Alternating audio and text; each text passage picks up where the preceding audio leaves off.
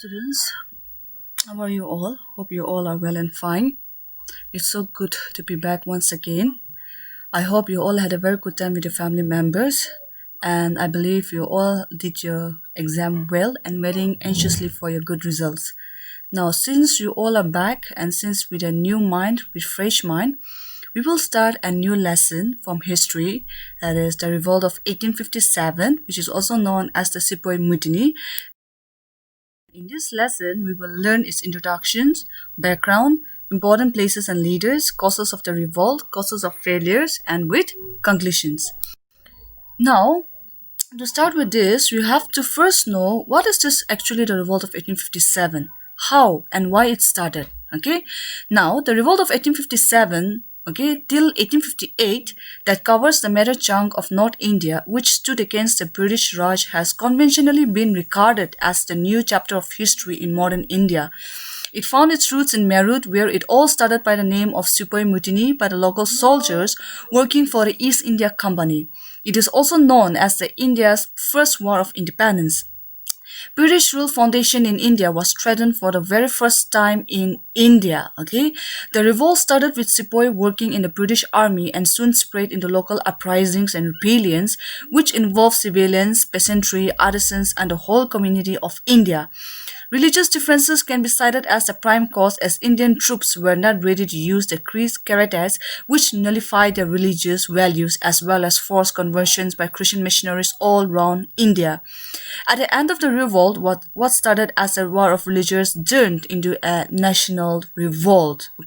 So students, please remember, the revolt of 1857 actually started in Meerut by a group of sepoys. Sepoys means soldier. Those who were working for the East India Company. East India Company are the Britishers.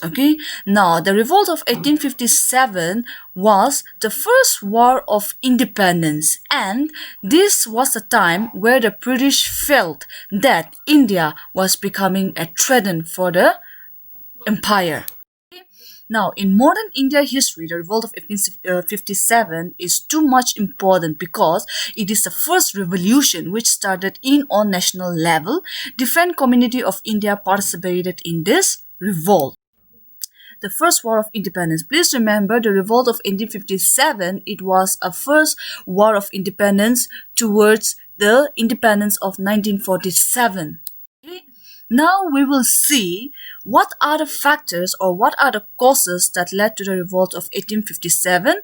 The causes are political causes, social causes, religious causes, economic causes, administrative causes, and the religious causes. Now we will see all these causes one after the another. First is social causes.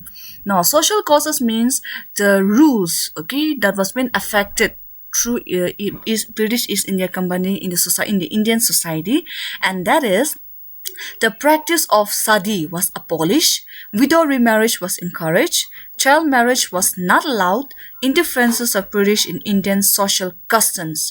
Common people did not appreciate changes in social customs, westernizations brought about by the British. So the first cause is social causes. We all know what is sati, right? Where a widow has to burn along herself with her husband. So this practice was abolished by Raja Ram Mohan Roy along with Lord William Bentinck in 1828. Now, widow remarriage was encouraged, right? Now, child marriage was not allowed, and not only that, the westernization, in everything, in every culture, westernization was being introduced. So, this type of changes was not accepted by the Indians because it was not a part of the culture, Now, next is now we will see economic causes. The British had drained India of all our wealth and natural resources by selfish economic policies. For example, the taxes collected by the government were utilized by the British to pay them salaries.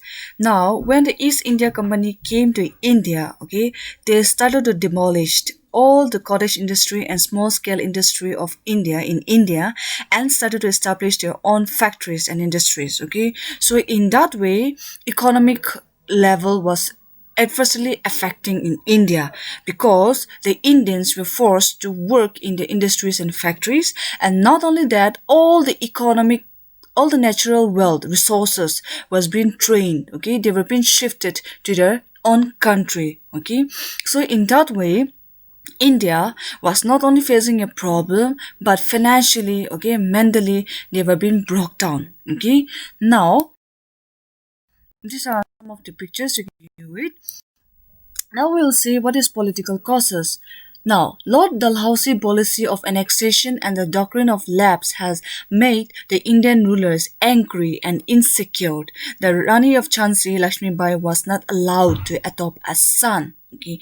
When we talk about these political causes, Lord Dalhousie, he was the Governor General, and doctrine of lapse means, okay, doctrine of lapse is a new policy introduced by Lord Dalhousie, and according to this policy, any Indian ruler, okay, who died without any heir, without any son of their own, okay, will all the property will be annexed by the East India Company. For example, if Rani Lakshmi Bai, okay, for example, Rani of Jhansi Lakshmi Bai, she adopted a son, but after the death of her husband, that adopted son was not allowed to inherit the throne. So in that way, okay, in that way, the Indian rulers were insecure because all the property was being confiscated by the East India Company if they don't have their own biological son. Now, we will see what were the military causes, okay. Now, under the military causes, the Indians, they were paid low salary, okay. Higher posts given to Indians were subedar, okay. Subedar was the only higher post that was given.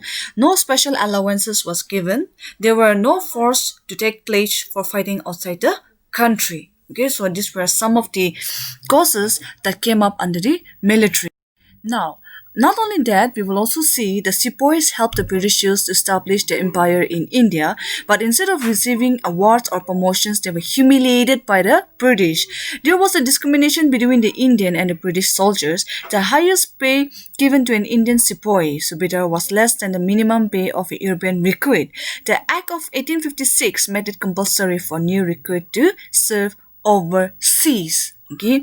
Now, under these military causes, the sacrifices the Indian soldiers were making for the sake of the Britishers, instead of instead of giving them awards and gallantry awards, they were being humiliated, they were being insulted. And not only that, the Act of 1856 made a compulsory law that where the Indians had to cross through overseas. And according to some culture, according to the Indian culture, some soldiers, it was against their culture to travel in a sea, okay. So the Act of 1857 was also another cause that led to the outbreak of the Revolt of 1857. Now we will see the activities of Christian missionaries or the religious causes. Now here, another reason for the outbreak of revolt was the role played by the Christian missionaries, as the government established churches and appointed chaplains at the expenses of the government. The Indians were also shocked when a new law was passed, which says that if any Hindus wants to inherit the ancestral property, then they must first convert to Christianity. Under the Christian missionaries and with the support of the government, they tried to bring a changes where everyone was forced to convert into Christianity. Okay, here, the arrival of the Christian missionaries was becoming a big hindrance in the religious causes, because the Hindus as well as the Muslims, okay, were forced to convert into Christians. And not only that, according to an act, okay, which was passed by the East India Company, if any Hindus wants to inherit the ancestral property, then they must first convert into Christianity, or else they will not get even a single penny of their ancestral property. That was the law enforced. Okay, now this religious causes was also another reason that led to the outbreak of the revolt. Another reason, and the most important among all the outbreak of the causes, was the immediate cause. And under these causes, introduction of the Enfield rifle in 1856 to train the Indian soldiers, use of grease carrots made from the fat of cows and pigs. This hurt the religious sentiments of Indian soldiers, and they refused to use these carrots. When Indian soldiers were forced to use them, the revolt started against it. Now, in the year 1856, a kind of a new rifle, Enfield rifle, was introduced by the East India Company Mutiny, the Indian soldiers, and it was a rumor spread that this grease carrots, which was supposed to use in that rifle to load the gun, was made from the fat of cows and pigs. So in that, the Indian soldiers hurt their religious sentiments because the Hindus, they were against the cows and the Muslims, they were against the pigs. So that rumors really created a big chaos in the military regiment. And not only that, it not only hurted the religious sentiments, but this brought Hindus and Muslims more closer together to stand against one to fight against the Britishers, okay? And thus the revolt started against the East India Company. Now we will see the discontentment among the people, okay? What were the challenges and difficulties faced by the people of India? The estates or properties of many landlords were taken over by the East India Company when the native province came under the company's control or dominion. The helpless landlords found themselves without a source of income as they were unable to work, thus making their life miserable. It not only affected the life of the landlords and nobles, but it also led to a huge loss of local artisans and craftsmen. Even the life of a soldier was similar to that of nobles and landlords with no source of income. Thus, this created a lot of discontentment among the people. Now, when the East India Company came to India, many of the nobles and landlords, they lost their property, okay, making them helpless and their life miserable with no source of income. Not only that, not only the nobles and landlords, but even the soldiers, the local artisans and craftsmen, even their life was similar to that of landlords and nobles with no source of income. So this created a lot of discontentment, hatredness, okay, among the people against the East India Company. Now we will see the events of the revolt in Meerut and Delhi. Okay, among all the places, Meerut and Delhi were the two places where the revolt took very severely. So we will see each one of the another.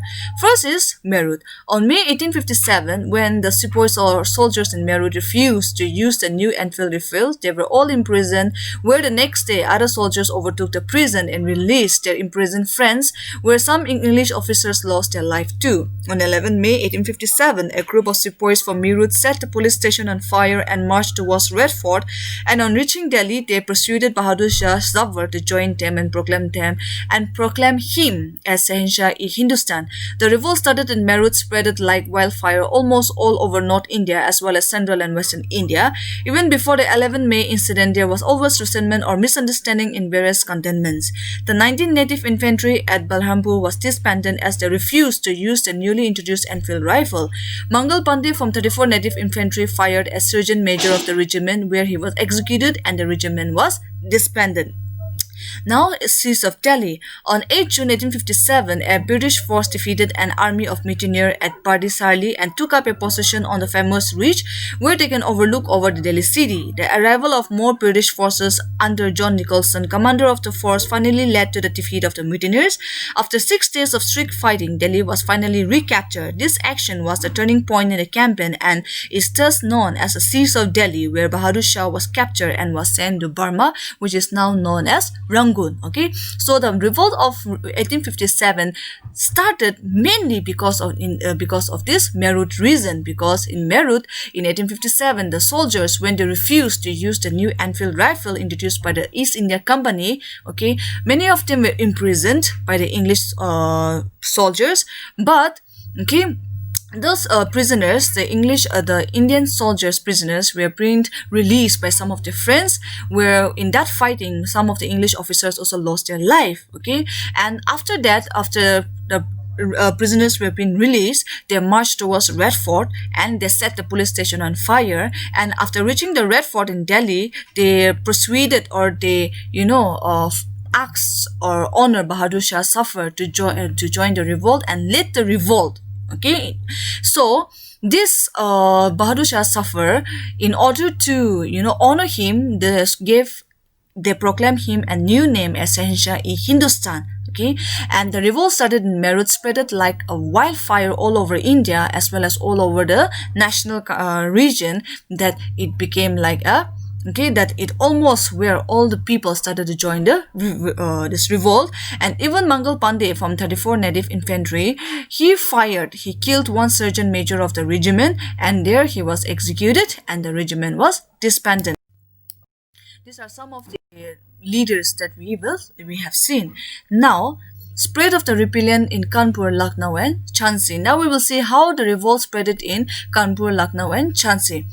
At Kanpur, Nana Sahib, the adopted son of the last Peshwa Bajirao, led the revolt. Nana Sahib always hatred towards the Britishers because he was being denied to take the family title as he was not the real heir or son of Bajirao and was even sent out from Pune. In Lucknow, Begum Hazrat Mahal led the revolt where her son Prakash Kaura was proclaimed the Nawab. In Jhansi, Rani Lakshmi Bai led the revolt against the British along with Dandiya Top, the general of Nana Sahib. Apart from these, many new leaders came up. For example, Ahmadullah Shah, a Mulvi from Faizabad, said that the rule of the British would come to an end soon. In Delhi, a large number of Qazis or religious warriors came together to wipe out the white people. Pak Khan, a soldier from Bareilly, took charge of a large force of fighters who came to Delhi even in Bihar, and old Zamindar Kunwar Singh joined the revolt and fought with the British for many months. Many leaders and fighters along with the towns and villages rose up for the rebellion and prepared themselves to establish their authority and fight against British. The British were defeated by the rebel forces as they were in a number of battles. This convinced the people that the rule of the British will come to an end and gave them the confidence to join the revolt. Now, these are some of the leaders you will see. Okay, these were some of the leaders who fought in the revolt. Now, we will see what was the reason behind the failure of the revolt of 1857. The first point, the revolt failed because many of the native Indian states did not join the rebel. Second, the Sikh soldiers of the Punjab area remained loyal to the British throughout. 3. Bahadur Shah, who led the revolt in Delhi, was neither a brave general nor a powerful leader, and also he was very old and weak to lead a revolt. The most significant reason was the lack of a common program and plan of action. The people who led the revolt lacked resources and a well-planned organization, and the leaders who led the revolt always fight among themselves as there was no proper coordination between them. So these were some of the reasons behind the failure of the revolt of 1857. The consequences of the revolt or effect of the revolt. That means after the revolt, what was the new changes that was taken up by the British Parliament? The first point, the British Parliament passed a new act in 1858 and transferred the power of the East India Company to the British Crown, where under Queen Elizabeth to ensure a more responsible management of Indian affairs. Secretary of State for India was appointed and was made responsible for all matters related to the governance of India. The Governor General of India was given the title of Viceroy. All the rulers and chiefs were given permission to pass on the kingdoms to their heir, including adopted sons. Army were reorganized, where Indian soldiers were appointed in higher posts, including salary. The British decided to respect the customary religious and social practices of the people in India. And lastly, policies were made to protect landlords and zamindars and gave them security of rights over their lands. So students, this is how the revolt of 1857 started and this is how it ended. So if you have any problem regarding this, please feel free to call me anytime. Till then, take care, stay safe and bye.